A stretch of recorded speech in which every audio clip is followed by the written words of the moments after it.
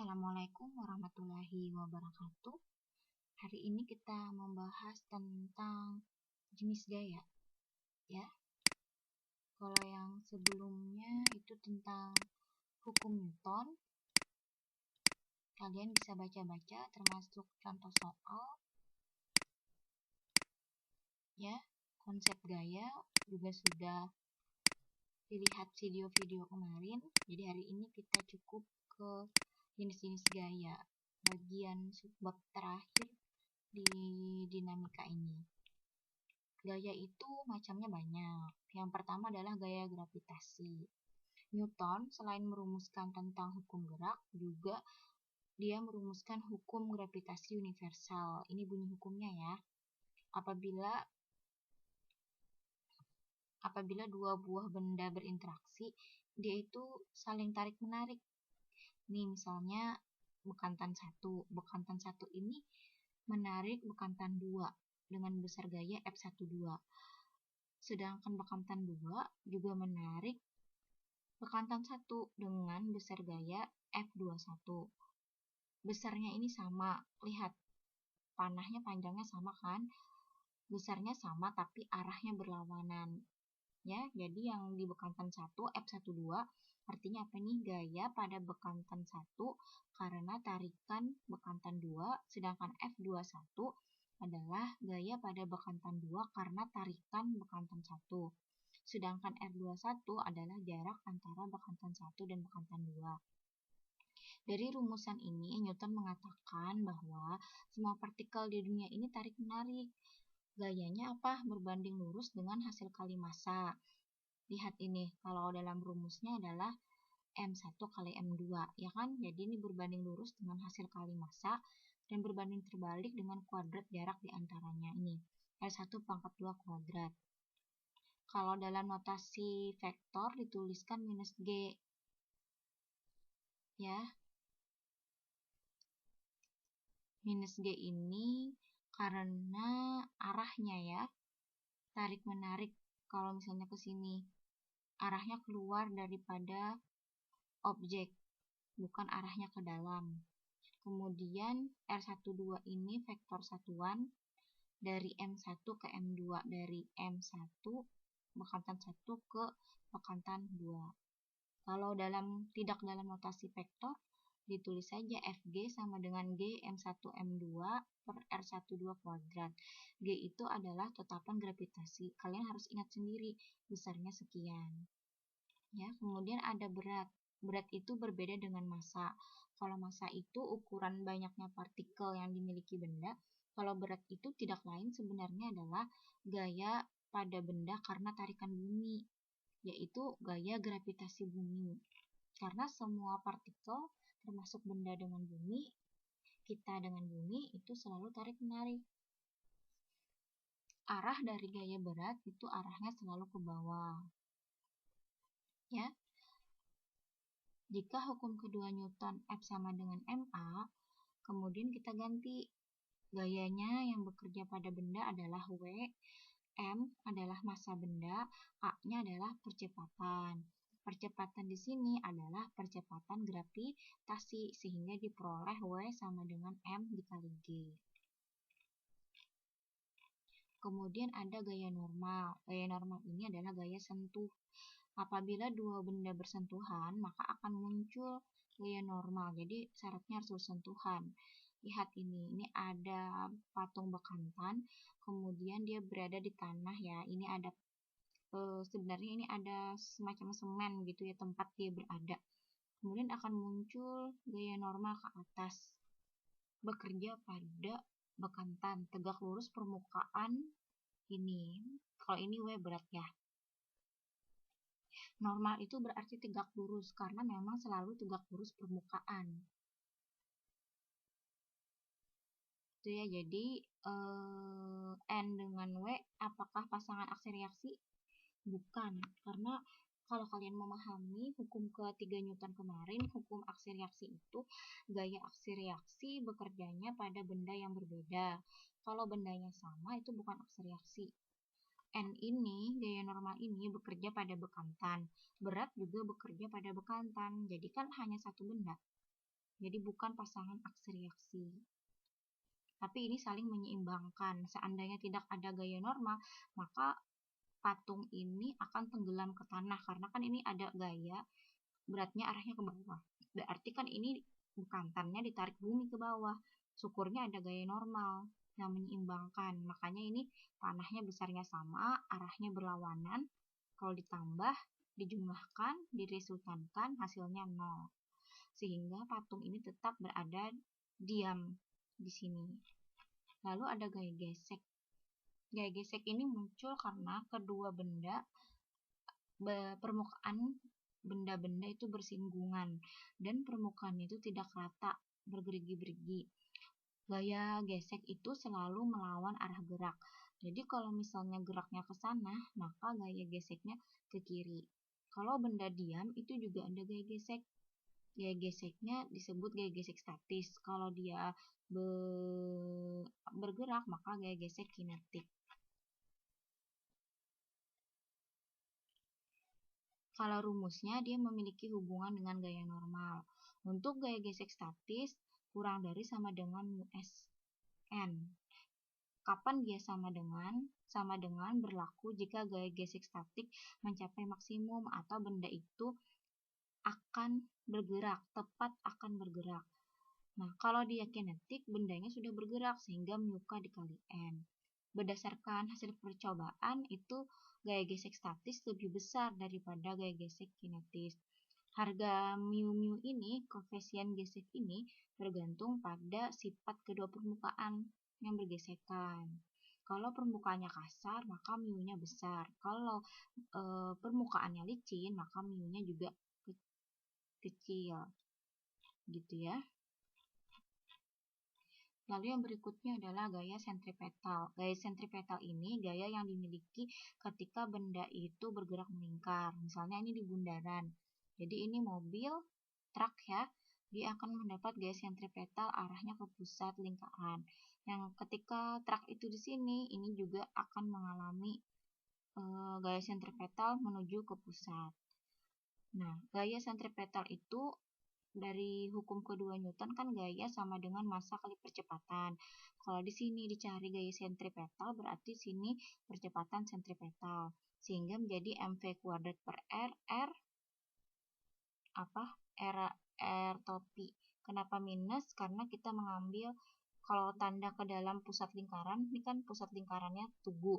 Kalau ke pusat lingkaran itu bertanda negatif, kalau keluar lingkaran itu bertanda positif.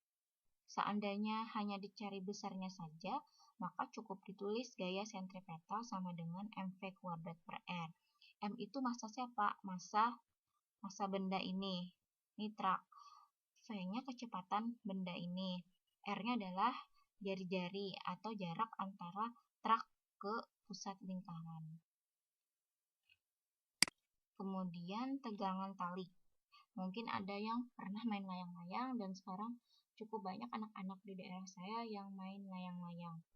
Nah, untuk tegangan tali ini muncul karena talinya ya agak kuat, kemudian diberi gaya. Nah, sehingga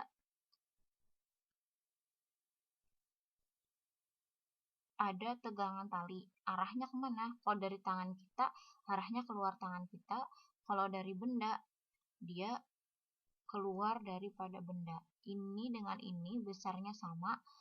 Ini bekerja di tangan, yang ini bekerja di layang-layang. Jadi dua ini adalah pasangan aksi reaksi.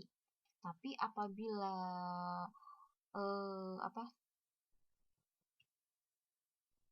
apabila talinya itu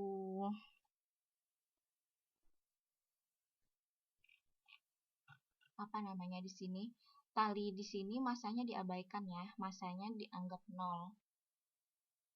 Makanya di sini tegangan talinya di sini sama besar. Kita tidak mempertimbangkan masanya. Dan di sini talinya itu fleksibel. Fleksibel itu artinya apa tadi? Bisa menarik, bukan mendorong. Makanya muncul tegangan tali. Fleksibel itu berarti tidak kaku ya. Oke, sekarang kita bisa lihat contoh soal yang sederhana saja deh, karena kita kan online. Oke, jadi ada benda didorong, ini ada benda terletak horizontal di permukaan yang kasar, didorong dengan gaya sebesar F ke kanan. Karena didorong ke kanan, berarti gaya geseknya ke kiri. Ya kan? Karena dia sudah bergerak dengan percepatan A ke arah kanan, maka di sini bukan Fs tapi Fk, gaya gesek kinetik. Benda memiliki berat W sama dengan mg, kemudian gaya normalnya n. Ditanya adalah percepatannya, berapa percepatan benda. Nah, kita lihat dulu sigma F sama dengan m dikali A. Yang searah gerak itu positif. Geraknya kemana nih? Ke kanan kan? Jadi F positif, Fk adalah negatif, sehingga ditulis F kurang Fk, M dikali A. Sisa dicari aja, kalau mau mencari A berarti M-nya pindah ke bawah, jadi M-nya ke bawah. Kemudian diputar aja sehingga A sama dengan F kurang Fk per M. Fk-nya sama dengan mu kn.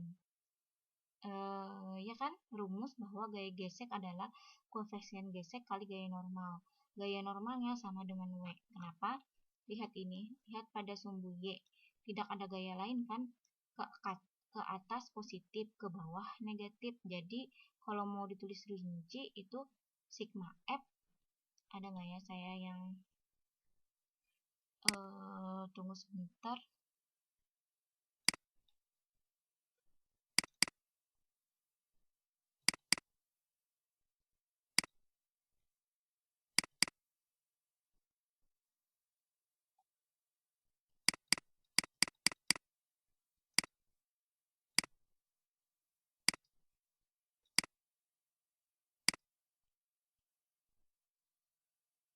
Nah, ini kalau dia bidang miring ya. Jadi kalau bidang miring memang negatif W cos theta. Nah, sama dengan ini sigma Fy sama dengan 0. Jadi N kurang W tidak ada sudut. Jadi N kurang W sama dengan 0 sehingga N sama dengan W. Gitu ya. Jadi caranya mirip dengan ini. N sama dengan W cos theta-nya kita hilangkan karena tidak dalam bidang miring. Sehingga di sini N sama dengan W. Kita ganti aja. Fk kan muka dikali N. Mukanya tulis, N-nya diganti dengan apa?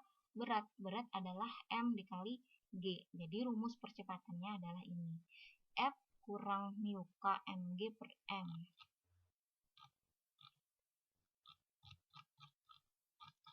Kemudian yang berikutnya tentang benda yang dihubungkan dengan tali. Ini ada 3 buah benda, M1, M2, M3, ditarik dengan gaya F ke kanan. Pertanyaannya, berapakah percepatan seandainya lantainya licin? Karena di sini gaya geseknya sama dengan 0. Kita gambar dulu lebih lengkap. Ini masa-masanya. Setiap benda memiliki berat W1, W2, W3. Kemudian dia ke kanan, jadi percepatannya ke sana. Lalu ini dia bersentuhan dengan lantai sehingga ada N1, N2, N3 besarnya sama dengan W, jadi panjang vektornya juga sama, panjang ini panahnya. Lalu di sini ada tali. Tadi ingat ada tegangan tali karena talinya fleksibel kan, tertarik. Yang ke arah luar itu adalah T12, artinya tegangan tali pada benda 1 karena ditarik benda 2. Kemudian aksi reaksinya di benda 2 ada T21. Artinya apa? Tegangan tali pada benda 2 karena ditarik benda 1. Sama dengan hal itu, di sini ada T23, ada T32. Jangan lupa di sini F. Sekarang kita tulis sigma F sama dengan M dikali A. Kita tulis gaya-gayanya di sini. Positif negatifnya lihat. Bendanya bergerak ke kanan, jadi percepatannya ke kanan. Semua gaya yang arahnya searah dengan gerak ke kanan itu positif. Jadi ini positif, yang ini ke kiri negatif kan? Ini positif, ini negatif, yang ini adalah positif. Kalau N1 dan W1 tidak kita pertimbangkan karena arahnya pada sumbu Y. Jadi yang dimasukkan di sini hanya yang searah percepatan. Karena itu ditulis ini, F kurang ini tambah ini kurang ini tambah ini sama dengan masanya kita gabung. Karena tadi ada 3 benda. M1 tambah M2 tambah M3. Ini kan besarnya sama ya. T12 dengan T21 adalah pasangan gaya aksi-reaksi karena bekerja di benda yang berbeda. Besarnya sama, sehingga kalau ini dikurangkan, ini dengan ini, maka jadi 0. Ini dengan ini juga jadi 0. Sehingga diperoleh A sama dengan apa? F per jumlah massa, karena yang ini menjadi 0. Gitu ya.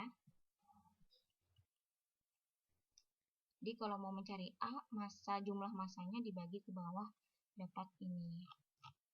Yang berikutnya adalah kecepatan maksimum mobil kalau dia bergerak melingkar. Kalau dia bergerak melingkar, itu koefisien geseknya yang kita pakai adalah koefisien gesek statis. Kenapa statis? Karena pada saat ban itu berputar, maka sesaat ketika bersentuhan dengan aspal, dia itu diam sesaat. Nah, jadi mu s. Di sini berlaku gaya gaya sentripetal mv kuadrat per r. Karena kita cari V maksimalnya, maka di sini ditulis V max. Gaya sentripetal itu arahnya ke pusat lingkaran, dan tindak lain yang menuju pusat lingkaran atau dalam gambar kayak gini itu adalah gaya geseknya.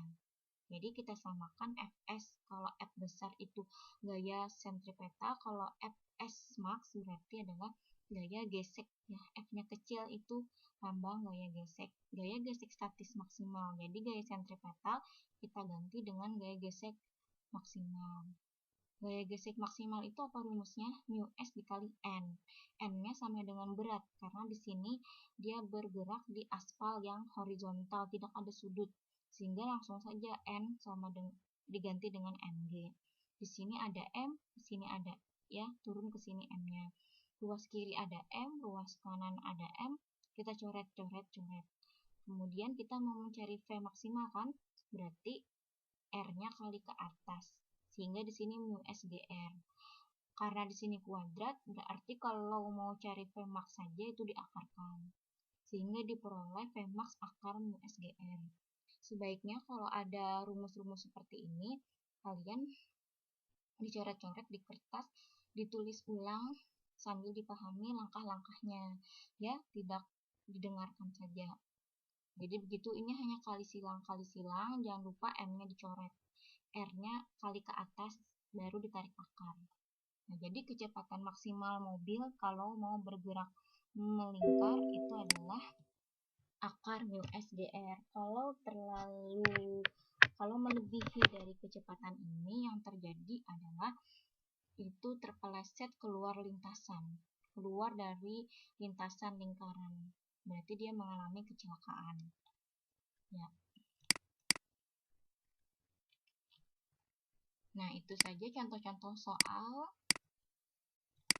Kita lihat. Kalian bisa mencoba yang hal sederhana ya. Bisa nomor 1, kemudian nomor 3. Ya, nomor 1 dan nomor 3 silahkan dicoba. Dikumpulnya mendekati UAS. Ini saja. Terima kasih. Assalamualaikum warahmatullahi wabarakatuh.